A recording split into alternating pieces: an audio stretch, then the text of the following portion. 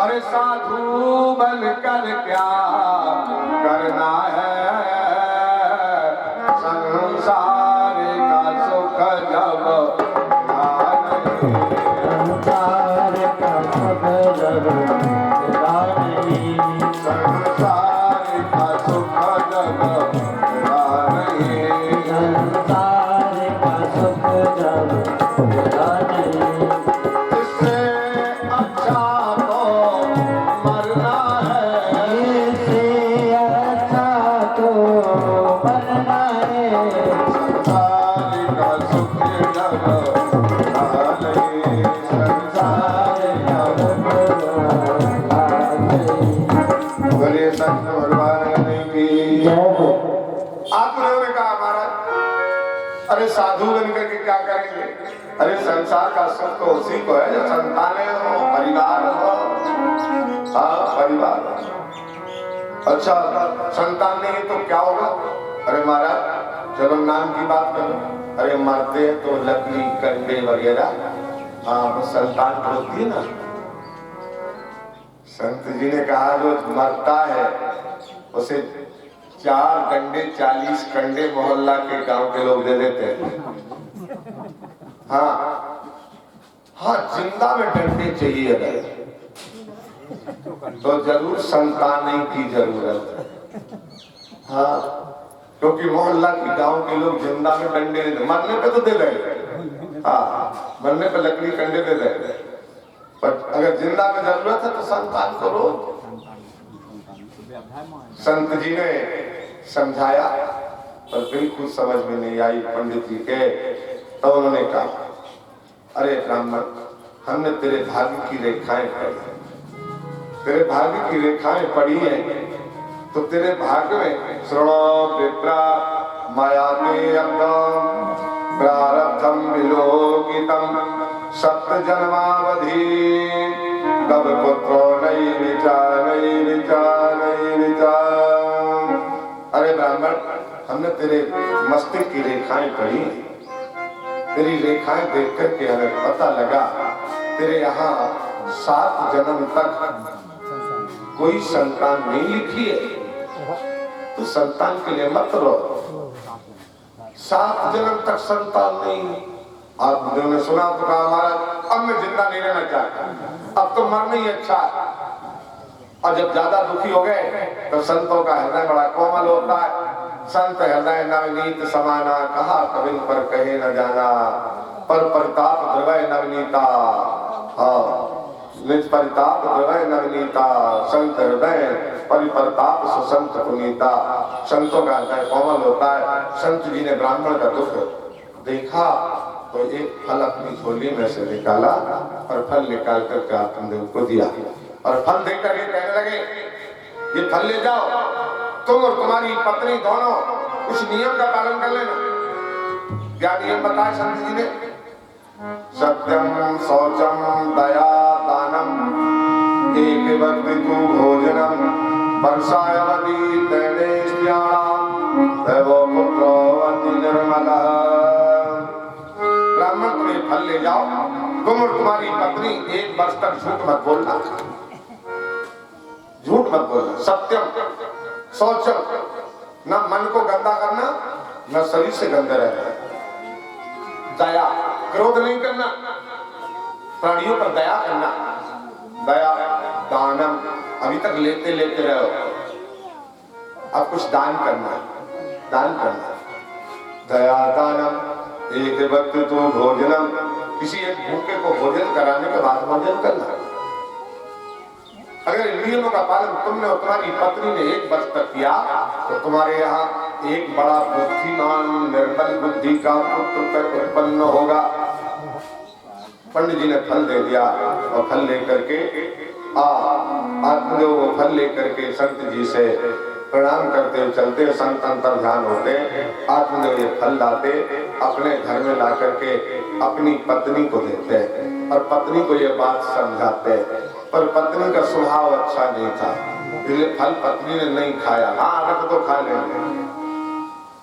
और अपनी पड़ोसनों से कहा तुम बताओ बहन बुढ़ापे में संतान हो सकती है?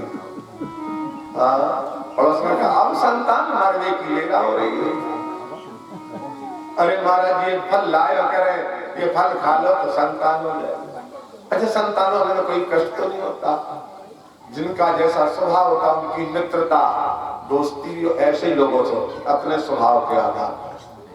हाँ पंडिताइन की जो सहेलियां थी उन्होंने कहा अरे जब गर्भ आता है तो फिर पेट में भर पेट भोजन करते नहीं बनता, और साथ में जब गर्भ ज्यादा बढ़ जाता है तो पेट में वजन बढ़ जाती है, तो जल्दी जल्दी चलते फिरते नहीं बनता। और कहीं संयोग से गांव में आग लग गई तो सब गांव के लोग तो भाग जाएंगे और तू जल के मरेगी फिर, और फिर तेरी पूरी संपत्ति तेरी नंद उठा के ले जाएंगी आराम। और उसने कहा हमें नहीं चाहिए ऐसी संतान। बोले चलो भगवान करे ऐसा कुछ भी नहीं, पर संतान जब होती है तो बड़ा कष्ट होता है, और फिर जब संतान थोड़ी बड़ी होती है तो ऊपर गंदगी फैलाती है, उस गंदगी को खुद साफ करना पड़ता है। और उन्होंने कहा नहीं ऐसी संतान मुझे नहीं चाहिए। हाँ आप लोगों की पत्नी ने कहा मैं तो सुकुमारी नारी हूँ, मैं तो सुकुमारी नारी हूँ, क्यों कर ये कष्ट उठाऊंगी। अरे इससे अच्छी तो बाझ भली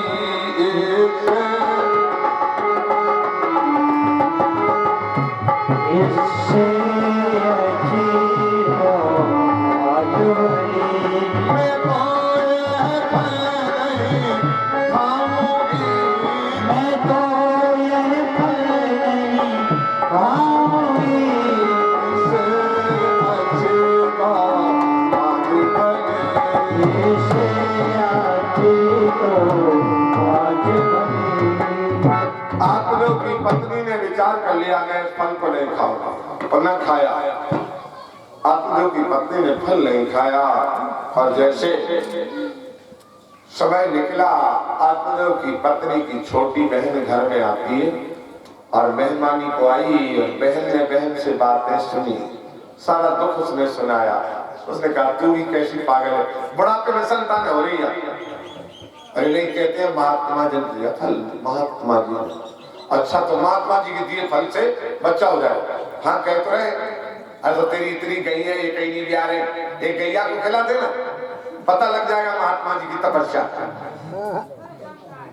वो फल गैया को खिलवा दिया, गैया को खिलवा दिया।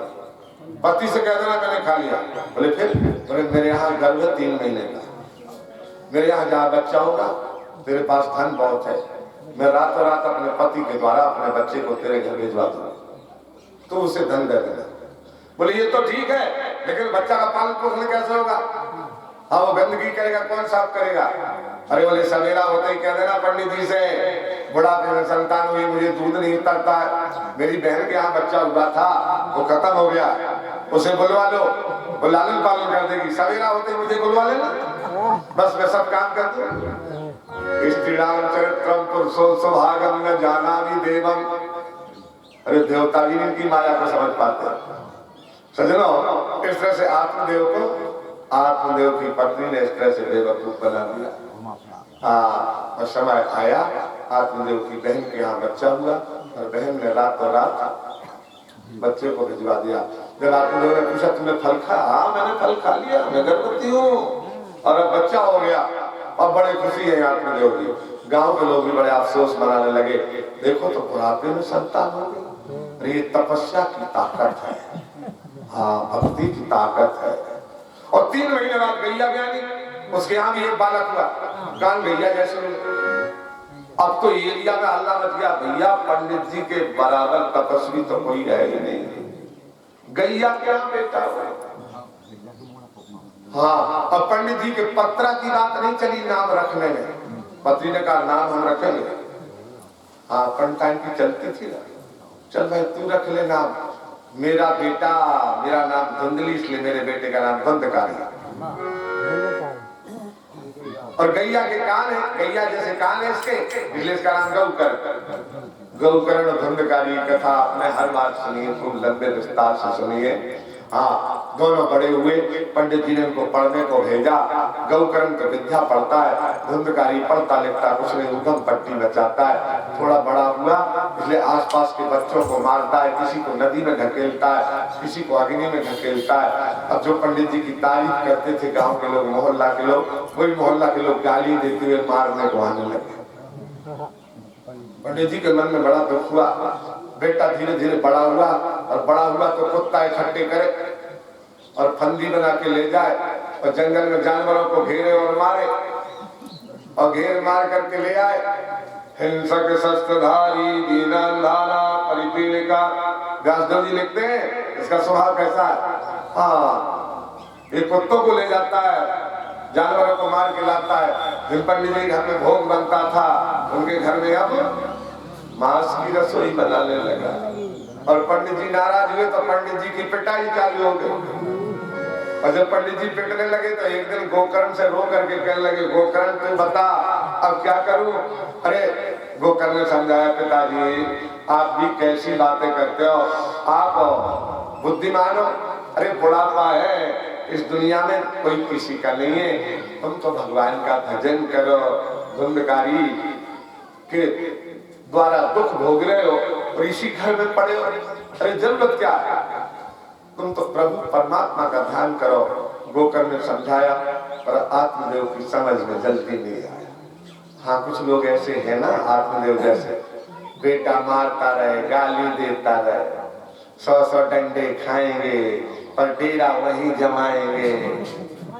हाँ, क्या अगर किसी ने कहा तुम्हारा बेटा गाली देता है, हमारे हैं सो मारते हैं। हाँ, हमारे अपनों हाँ बेटों से पिटना भी अच्छा लगता है, बड़े आराम से। और आत्मदेव इस तरह दुख उठाते रहे।